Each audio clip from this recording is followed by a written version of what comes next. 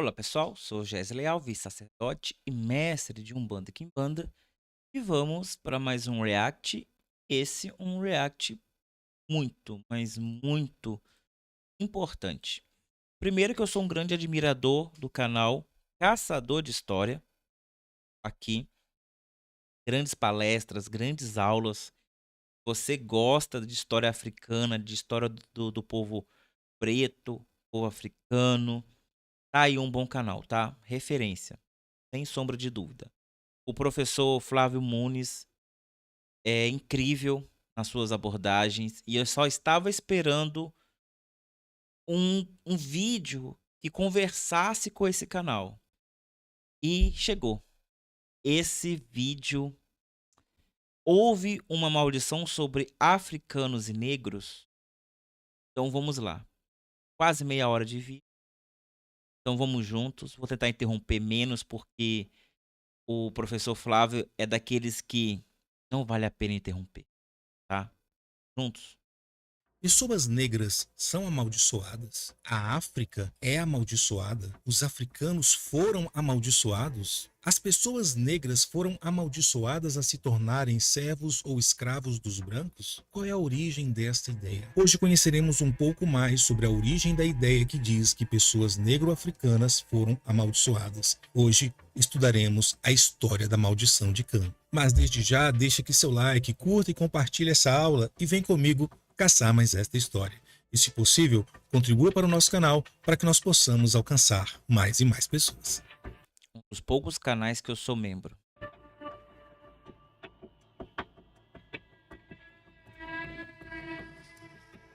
A nossa história de hoje ela começa no Vaticano, mais precisamente na Capela Sistina, uma das mais incríveis capelas católicas do mundo.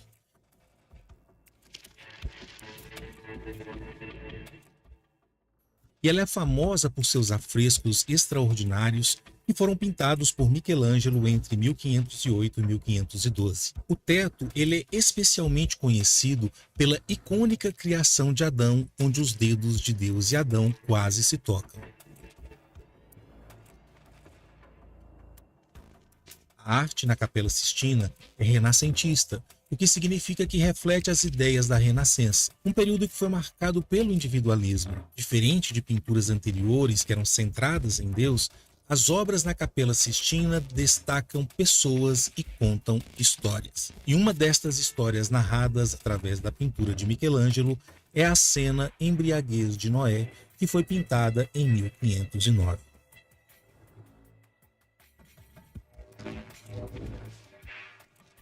Este momento aqui retratado por Michelangelo aconteceu após o dilúvio narrado na Bíblia. O mundo, de acordo com o relato bíblico, sofreu um dilúvio e apenas Noé e sua família e poucos humanos, além de animais, sobreviveram na arca. No relato bíblico em Gênesis, após Noé sair da arca, ele planta uma vinha, uma plantação de uva. Então ele produz vinho e toma deste vinho e se embriaga e fica nu em sua tenda. E então seu filho Cão o vê sem roupa, vê a sua nudez e conta aos seus irmãos. Sem e Jafé, os seus irmãos, ao contrário, eles vêm e cobrem a nudez do seu pai sem olhar. E ao despertar e saber do ocorrido, Noé amaldiçoa Canaã, o filho de Cão, declarando ele servo dos servos. Noé abençoa Sem e Jafé. Esta história está no livro de Gênesis na Bíblia, no capítulo 9. O meu objetivo neste vídeo não é analisar a veracidade da Bíblia, da religião ou mesmo do dilúvio. O nosso objetivo de hoje é tentar entender como um texto da tradição judaica foi incluído na Bíblia cristã e interpretado de maneira tão equivocada para justificar a ideia errônea de que pessoas negras e africanas eram naturalmente inferiores ou destinadas à escravidão, enquanto as pessoas brancas eram vistas como superiores. Exatamente. E essa história de Noé e a maldição de Cã, ela foi mal traduzida. A leitura original do texto hebraico quer dizer outra coisa. E não quer e o problema não é nem a nudez. O problema é a forma com que Cã olha para o seu pai, como se ele tivesse desejado o seu pai. E isso escandalizou Noé. Ter visto nudez. Até porque naquela época não era pornográfico a nudez. A nudez ela é pornográfica atualmente, nos tempos modernos. Naquela época não. Era muito menos. Importante notar que este texto bíblico não fala em raça em nenhum momento, não fala em África ou ideia de que africanos foram amaldiçoados. Como eu já expliquei na minha aula sobre as origens do racismo que está aqui no canal, Ótima aula. raça, tal como nós conhecemos, é um fenômeno da idade moderna. Mas a maldição que Noé lançou não foi nem diretamente sobre Cã, seu filho, mas sobre Canaã, o seu neto, que era filho de Cã e que em tese nada tinha a ver com a história. A associação da pele negra à maldição de Noé, ligada à ideia de escravidão, teve um impacto negativo ao longo da história. A crença de que Deus destinou os negros à escravidão foi usada muitas vezes como justificativa para escravizá-los. Mas o texto bíblico não faz qualquer menção à cor de Cã ou do seu filho Canaã. Então, de onde tiraram esta associação? Veja só.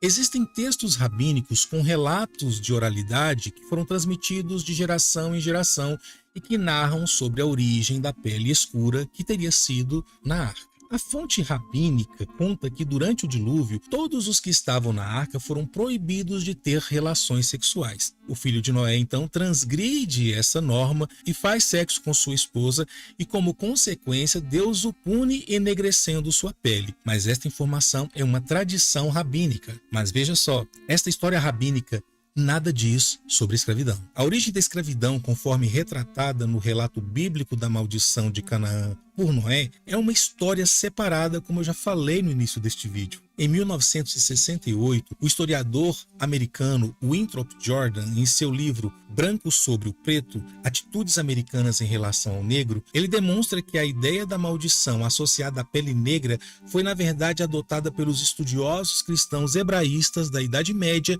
a partir de fontes judaicas. A ideia foi então transmitida através dos tempos até fazer sua aparição de forma muito prejudicial nas Américas. A confusão entre as histórias bíblicas e rabínicas aqui é evidente, pois as interpretações erroneamente combinam a história da arca contada pela tradição rabínica, que explica a origem da pele escura, misturando com a maldição bíblica de Noé, que envolve a servidão. É preciso distinguir as duas narrativas para entender a evolução do mito da maldição de Cã, que une pele negra e escravidão. E ainda existe uma outra etiologia da pele negra, que é a islâmica. Nesta interpretação muçulmana, a narrativa bíblica da maldição de Noé tem duas mudanças. Cão, ou Cã, é o amaldiçoado e não Canaã, seu filho, e a maldição é de pele negra e não de servidão. Então, na tradição islâmica, Cão é amaldiçoado e fica com a pele negra, mas não tem nada a ver com a servidão. Mas vamos entender uma coisa. Em várias culturas é comum encontrar histórias que buscam explicar as diferenças entre as pessoas. O termo que usamos para descrever a busca pelas causas e origens dessas diferenças é etiologia. Estas histórias têm o objetivo de explicar o que vemos ao nosso redor, especialmente quando se trata de fenômenos naturais que parecem estranhos ou incomum. A Bíblia, por sua vez, tem muitos exemplos conhecidos desse tipo de explicação. Na história de Adão e Eva, no Jardim do Éden, por exemplo. Um outro exemplo, no Jardim do Éden também, é a ausência de pernas nas cobras, que é explicado de uma maneira muito peculiar. A cobra foi amaldiçoada, então perdeu as pernas e passou a rastejar sobre o ventre. É o que diz a Bíblia. Da mesma forma, a narrativa da Torre de Babel busca esclarecer por que há diversas línguas no mundo. Outro exemplo é a maldição da escravidão de Noé, que também é considerada uma etiologia. Esta história explica a posição submissa, seja ela real ou imaginária, dos cananeus na sociedade israelita posterior. As etiologias sobre a pele escura, ou seja, a busca desse conhecimento desta origem da pele escura, são encontradas em diversas culturas. E algumas foram construídas em torno de figuras bíblicas, como eu acabei de dizer. A ideia do surgimento destas diferenciações, que não são raças, pois este conceito não se aplica nesse contexto, ela foi observada em diversos povos ao redor do mundo. Por exemplo, os povos Creek, nos Estados Unidos, que depois de ter contato com europeus e africanos, desenvolveram uma etiologia do surgimento das diferenciações de pele. Eles contam que 3 pessoas se banharam em um lago. O primeiro surgiu completamente limpo e foi o ancestral dos brancos. A segunda saiu mais escura porque a água já estava um pouco suja e dela vieram os nativos americanos. Quando a terceira pessoa chegou ao lago, a água estava bastante suja e a pessoa saiu preta e ele se tornou o ancestral dos africanos. Mesmo porque, na experiência dos povos Creeks, eles conheceram os europeus se considerando superiores e os africanos em condição de escravidão. Os indígenas Pima, que viveram no sul do Arizona, consideravam a sua cor da pele como ideal, e eles ilustravam isso comparando o homem branco como aquele que ficou pouco tempo no forno e o homem negro como aquele que ficou tempo demasiado no forno da criação. Quando os gregos antigos entraram em contato com africanos negros, eles ofereceram duas explicações para a cor da pele dessas pessoas. A primeira não tinha nada a ver com mitologia, porque argumentava que os habitantes do sul eram bronzeados pelo sol, os do norte eram pálidos pela falta de sol, enquanto aqueles do meio, na Grécia e posteriormente em Roma, tinham a cor de pele considerada ideal. Gradualmente, esta ideia, inclusive, foi aceita fora da Grécia e Roma. A segunda explicação para a cor da pele dos africanos na Grécia Antiga estava enraizada no mito. De acordo com essa narrativa mitológica, Paeton, filho do deus Hélio, ou Apolo, trouxe a carruagem do Sol muito perto da Terra. Como resultado, acredita-se que os povos da África adquiriram a pele negra. Mas nas sociedades de pele escura também encontramos explicações míticas para a diversidade das tonalidades de pele. Um exemplo disso, também os povos Dogons do Mali são um outro bom exemplo, que dizem que os negros foram criados à luz do sol e os brancos à luz do luar. E se para o mundo ocidental cristão o branco é signo de pureza, para diversas culturas africanas o branco significa morte. O que precisamos entender aqui é que estas ideias de diferenças cromáticas da cor da pele existiram em diversas culturas, e neste ponto a narrativa de Noé não destoaria. Porém, o texto da Bíblia não faz menção à cor, e sim à condição de servir. Uma outra questão tem a ver com o nome de Cão, ou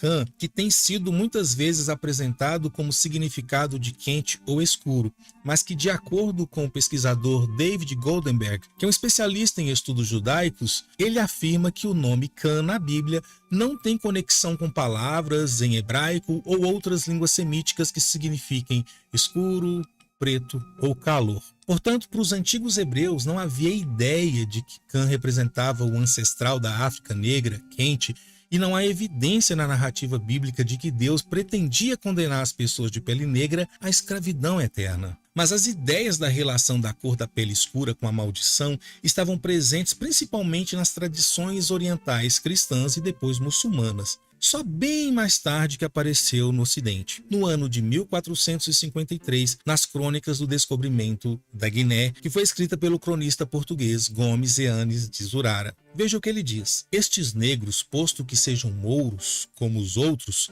são, porém, servos daqueles pelo antigo costume, o qual creio que seja por causa da maldição que depois do dilúvio lançou Noé sobre o seu filho Cã, pela qual o maldisse que fosse a sua geração sujeita a todas as outras gerações do mundo. Zurara foi o cronista português que registrou as primeiras viagens e incursões de Portugal na costa africana atlântica na busca por escravizados. Eu já abordei esse tema em um vídeo sobre a primeira captura de africanos realizada por Portugal na África. Eu deixo aqui na descrição do vídeo para depois você ir lá conferir. Mas Zurara nem foi o primeiro no Ocidente a mencionar a maldição de Cã. Aproximadamente 30 anos antes de Zurara escrever sua crônica, Dom Luís Guzmán, um clérigo e alto membro da Ordem Católica de Calatrava, ele solicitou ao rabino Moses Arragel de Castela que produzisse uma tradução da Bíblia hebraica para o castelhano e que fosse acompanhada de interpretações judaicas. Olha só, esta obra foi enriquecida por mais de 330 ilustrações e foi concluída em 1430 e ficou conhecida como a Bíblia de Alba. Uma obra incrível.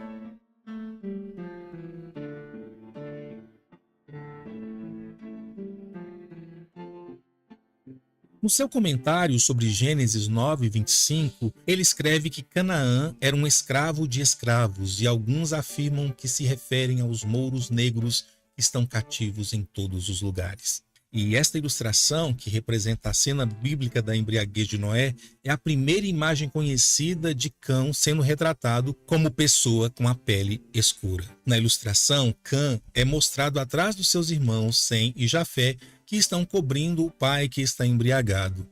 E nesta ilustração, ele é pela primeira vez retratado com a pele mais escura que seus outros irmãos. Ou seja, é no contexto das guerras contra os mouros e das primeiras incursões para a captura de africanos para serem escravizados que esta ideia ganha novos ares na Europa. A partir do século XVI, porém, uma maldição definida mais especificamente começa a aparecer. Agora se diz que a pele negra deriva diretamente da maldição de Noé, em outras palavras, da dupla maldição de Cã.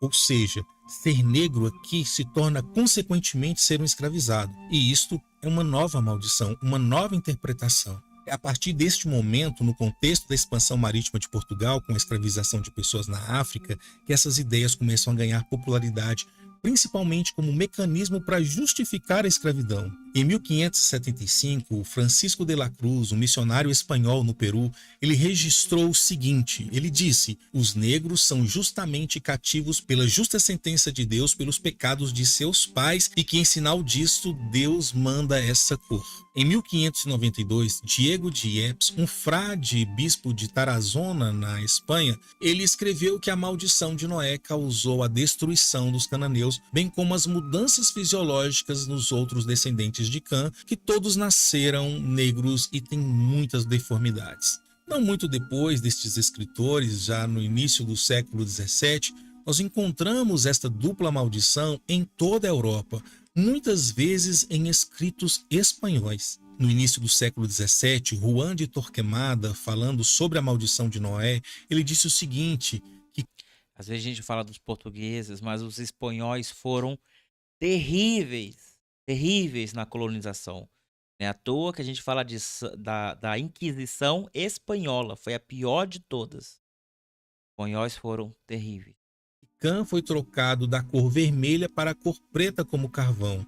Alonso de Sandoval, em 1652, um jesuíta criado em Lima, ele descreveu a maldição de Noé da seguinte forma: a pele negra dos etíopes não vem apenas da maldição que Noé lançou sobre seu filho, mas também é uma parte inata ou intrínseca de como Deus os criou, de modo que neste calor extremo os filhos gerados ficam com essa cor, como sinal de que descendem de um homem que zombou do pai para punir sua ousadia. Assim os negros também nascem escravos, porque Deus pinta os filhos de maus pais com um pincel escuro. Vários escritores espanhóis, como Antônio de León, Juan de Solo, Buenaventura Salinas, Francisco Nunes, concordam que a cor da pele dos negros é resultado da maldição de Noé. Se a gente for pegar o histórico desse povo que está escrevendo isso aí, a gente entende que somente de mentes tão perturbadas pode surgir um Deus que pune para sempre por um erro tão bobo. É um Deus mesquinho que surge da cabeça de pessoas cruéis. É isso. E olha que é o Deus da Idade Média, cristã católico. Deus do judaísmo é outro. Mas esse Deus aí, Deus me livre desse Deus. Noé. E ainda na Europa, mas na Inglaterra, no ano de 1607, um clérigo inglês chamado Robert Wilkinson, ele proferiu um sermão em Londres. E nesse sermão ele expressou a opinião de que os africanos são a semente amaldiçoada de Cã, que tinha como marca o pecado de seus pais, a cor do inferno colocada nos seus rostos. O administrador francês e o explorador de Senegal, Louis Moreau, ele cita os relatos de muitos negros que são descendentes da linhagem do dito Cã, amaldiçoado por seu pai, e são assim distinguidos dos demais homens como um eterno memorial da maldição. Em 1677, Johann Ludwig Hahnemann, um teólogo e médico holandês, ele elaborou uma obra que é intitulada Uma Curiosa Investigação sobre a Negritude dos Descendentes de Cã. E nessa obra, ele argumenta que a maldição de Noé não apenas estava associada à negritude, mas também trazia consigo o fardo da escravidão, atribuída aos descendentes de Cã e Canaã. A tradição que associa os negros africanos à servidão, conhecida como maldição de Cã, ela vai ter o seu alvorecer na Espanha no século XII e se dissemina por outras partes da Europa já no século XIII. É importante observar que a narrativa da maldição de Cã ela evoluiu no contexto do comércio árabe de africanos escravizados e também no século XVI ela ganha novos contornos neste novo cenário do tráfico de escravizados promovido pelos europeus. No Ocidente, a associação entre a negritude e a servidão começa a ganhar força devido ao comércio de escravizados promovido pelos europeus. Após a queda de Constantinopla para os otomanos em 1453, a Europa passa a depender mas da África como principal fornecedora de escravizados. E essa mudança desvia o antigo suprimento de escravizados que vinha da região do Mar Negro e dos Balcãs, onde eram escravizados indivíduos de peles claras. E agora vai para as terras islâmicas, sob influência turca, que busca os escravizados pelo tráfico árabe vindos da África. E as pessoas negras então entram nessa arquitetura ocidental de significados. E agora existe o tal escravo negro. E ele era negro porque era naturalmente escravo, diziam eles. E ele era escravo porque era naturalmente negro, afirmavam eles. Ou seja, a partir deste momento, ser negro era ser escravizado. E esta ideia, ela nasceu a partir desta conexão da maldição de Cã com este contexto político, religioso da escravidão, tanto árabe quanto na Europa. Ou seja, o controle da palavra de Deus para o controle dos corpos, né? É um papo até chato, desculpa a palavra, mas chato pra caralho, porque é como se a gente ouvisse um macho escroto tentar convencer a mulher que ela tem que ser submissa, fazer tudo o que ele quer, porque assim a Bíblia manda. Tá? Dá vontade dele enrolar esse livro e engolir, porque uma coisa não tem nada a ver com a outra. Nossa. Mas é o contexto histórico, né, gente? A crueldade tá aí, não enxerga quem não quer, né? E a Europa fez de tudo para apagar esse passado terrível dela, né? Não só não deram os créditos aos mouros que educaram os europeus, porque o europeu era um porco sujo naquelas terras europeias que nem banho sabia tomar. Mouros foram lá, educaram-os, deram tecnologia, massacraram os mouros, escravizaram os mouros e não deram devida atenção, devido crédito, escravizou todo mundo. Por isso, quando eles querem falar de negros, eles falam mouros. Ah, os mouros. E agora querem apagar novamente, né? Quantos quadros na hora da restauração, lá, principalmente os quadros da maravilhosa e divina Rainha Elizabeth II, e a primeira também, terrível, tomara que esteja no inferno. Quando eles estavam restaurando os quadros, o que se revelava? O que estava pintado ocultamente ali, foi tentado apagar? Os negros das pinturas. Negros da pintura. Para falar que lá não houve escravidão. Tá bom, tá? Senta lá, Cláudia. Senta lá, senta. A narrativa da dupla maldição foi utilizada para justificar a realidade da escravidão africana, servindo como uma forma de manter o status na sociedade e legitimar o comércio de escravizados. Ou seja, a maldição desta negritude da pele acabou se tornando um conceito aceito na cultura cristã por razões e interesses muito óbvios: manter o projeto de expansão e a escravização sobre os povos africanos. A partir do século XVIII, observa-se na Europa um aumento significativo no interesse pela origem da cor da pele negra. Na década de 1730, naturalistas, anatomistas e escritores religiosos começaram a debater essa questão com maior intensidade. E este interesse vai culminar em 1739, quando a Academia Real de Ciências de Bordeaux oferece um prêmio para o melhor ensaio que abordasse a seguinte questão: qual é a causa física da cor dos negros, da qualidade de seus cabelos e da degeneração de um e de outro? Durante este período surgem explicações não bíblicas e não metafísicas para a pele escura, muitas vezes sem fazer referência à maldição de Cã, e quando ela é mencionada, normalmente é para contestá-la ao invés de endossá-la. Neste momento aqui estamos vendo o alvorecer das teses científicas do racismo científico. E eu já falei sobre isso num vídeo que eu deixo aqui na descrição para que você possa conferir. Mas a maldição de Cã, ela permaneceu presente no pensamento europeu como uma explicação para a pele negra. Muitos escritores ingleses dos séculos XVIII e XIX apoiaram essa visão amplamente aceita na Europa cristã. Não seria surpreendente que a maldição de Cã fosse transmitida para a América pelos colonos ingleses que imigraram para lá, onde hoje são os Estados Unidos e Canadá, e também com religiosos católicos que fizeram parte na colonização portuguesa no Brasil e também na América Latina com os espanhóis. Quem flertava muito bem com essa ideia e até patrocinava era o nosso amado digníssimo Dom Pedro II. Bom, Em 1837, o pintor e teórico francês Jacques-Nicolas Pelliot, ele escreveu o seguinte: branco é o símbolo da divindade ou de Deus, preto é o símbolo do espírito maligno ou do demônio. O branco é o símbolo da luz, o preto é o símbolo das trevas, e as trevas expressam todos os males. O branco é o emblema da harmonia, o preto é o emblema do caos. Branco significa beleza suprema, a feiura é negra. Branco significa perfeição, preto significa vício. O branco é o símbolo da inocência, o preto o da culpa, do pecado e da degradação moral. O branco uma cor positiva, que indica felicidade.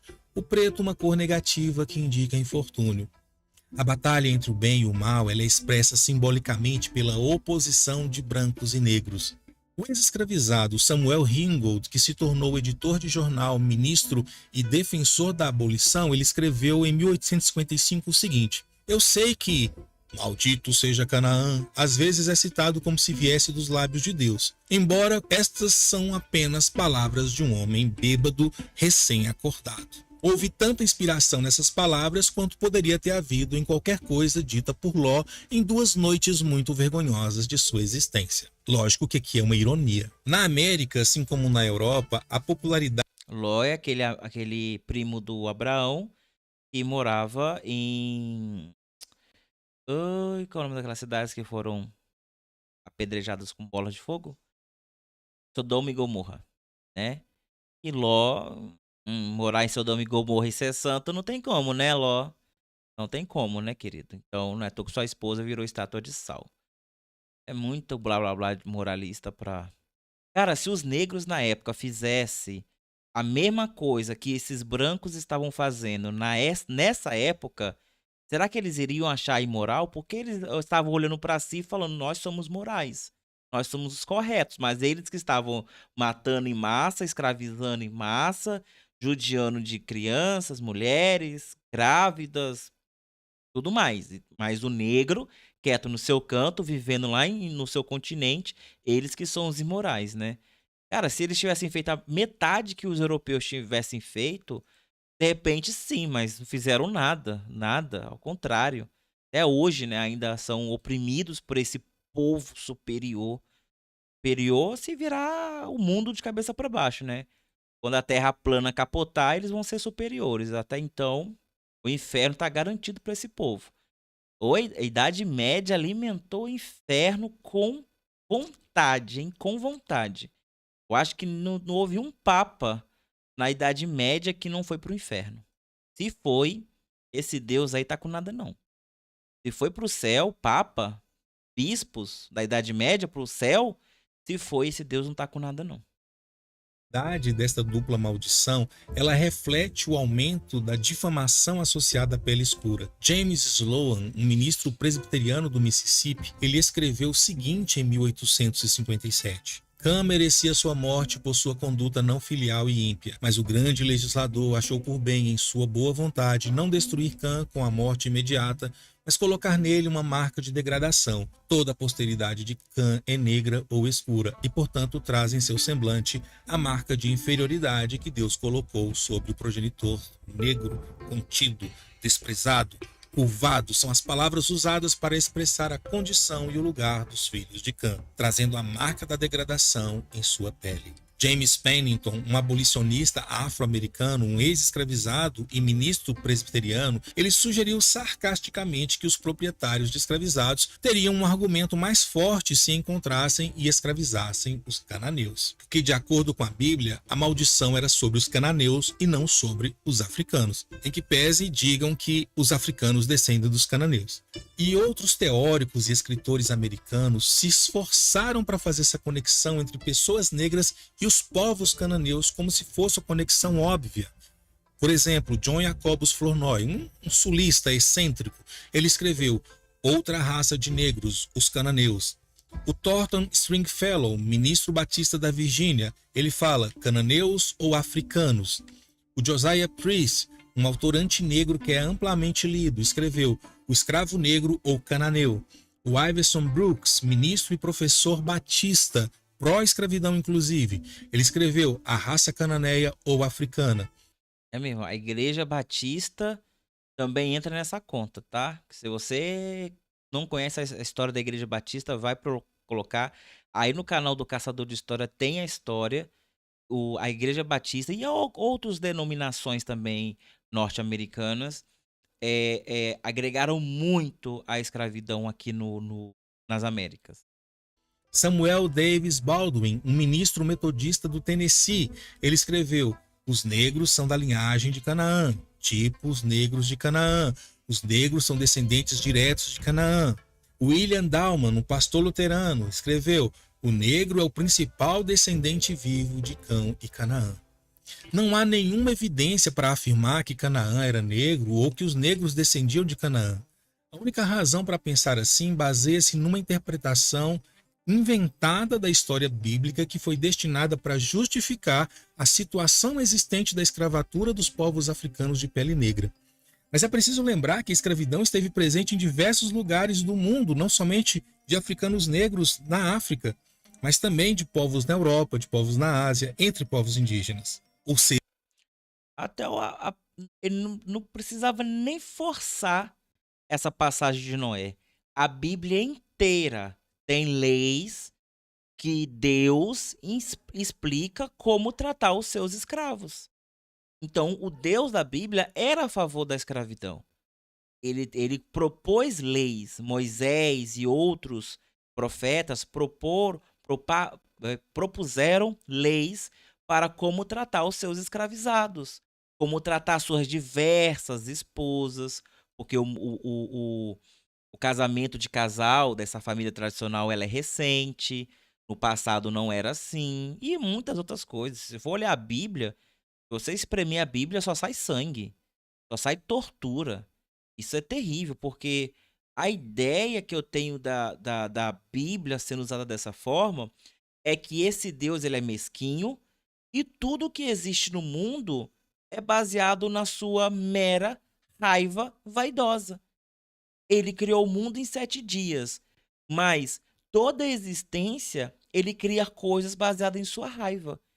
E claro que eu estou sendo sarcástico, não creio nesse Deus. Não creio de forma nenhuma, mas esse Deus, ele surge na mente dessas pessoas que são sádicas, são cruéis. Claro que Deus, a ideia de Deus que eu tenho é de Zambi. É uma ideia bem superior a de Deus que, que permeia os povos bantus. Mas esse Deus judaico, esse Deus cristão, esse Deus é horrível. Se tivesse opção entre esse Deus e Deus nenhum, era melhor Deus nenhum. Porque esse Deus, pintado pela Idade Média, pela Igreja Católica, e ainda replicado pelas igrejas protestantes do passado e as atuais, é um Deus horrível. E é por isso que os judeus não aderem a esse Deus, né? Porque o Deus do judaísmo é outro. Tenho certeza, Alá é outro. a história da maldição de Cã é uma história que foi construída para subjugar as pessoas negras e para manter a escravidão sobre pessoas africanas. Exatamente. A base para o nosso estudo de hoje foram os livros A Maldição de Cã. Perfeito, pessoal. Cara, não tem como interromper o professor Flávio. Vai lá no canal dele, Caçador de História. Às vezes ele faz umas lives que são incríveis. Vai lá, vale a pena, vale a pena. A gente tem que se informar em boas fontes. E ele traz fontes, traz livros, traz pauta. É incrível. E um dia desse eu li uma frase que é incrível. Para lutar contra o racismo, não precisa ser negro. Basta ser humano. Basta ser humano. Então não é uma pauta negra, é uma pauta humana.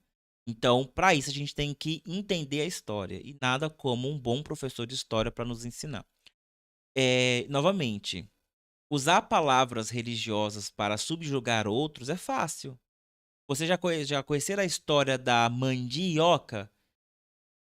A história tupi da mandioca diz que Tupã, para homenagear e curar a dor de um pai, de um cacique que acabara de perder a sua filha, o Tupã pega o feto abortado dessa criança, enterra dentro da oca, da casa do cacique, que é a casa central da aldeia, e dali nasce um pé, uma árvore, né?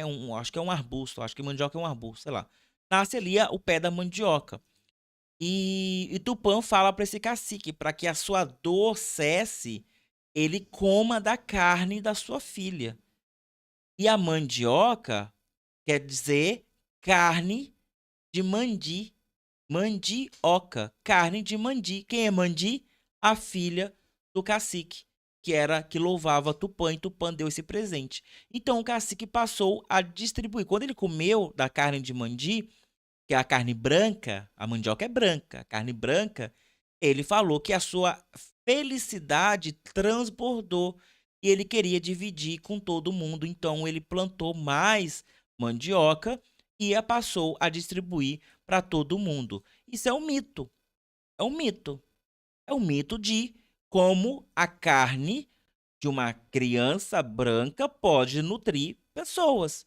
Que tal a gente usar esse texto agora para passar a comer crianças brancas? Não é? Se forçar, dá no mesmo, não dá?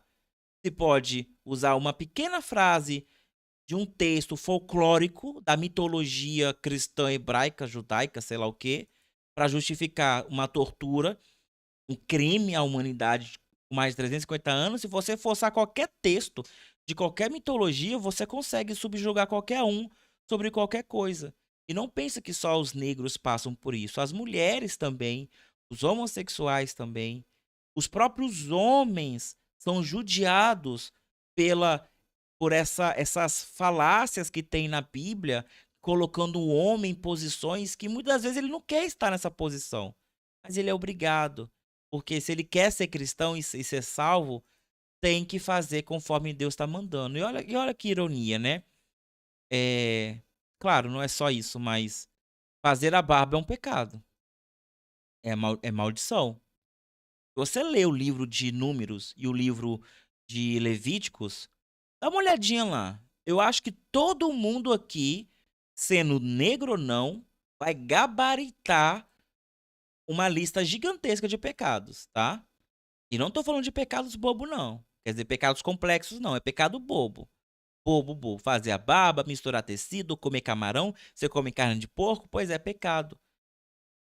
Pois é. Mas uns pode, outros não pode. Mas, claro, é forçar para justificar uma atrocidade. A Europa, ela é especialista nisso. Ela se faz de vítima, sempre se fez de vítima, para poder, para poder fazer o que quer no mundo, né? E até hoje só é rica, não é porque produz, não. A Europa não é rica porque produz. A Europa não produz nada. Nada. Ela só é rica porque ainda explora a África.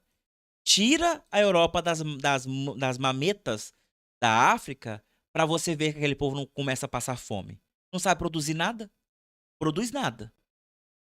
Sai de cima da África para você que em menos de 100 anos o continente africano passa os Estados Unidos. Passa. Tira. Eu acho que a maldição do africano chama-se europeu. Essa é a grande maldição do africano. Chama-se europeu. Bom, eu fico por aqui.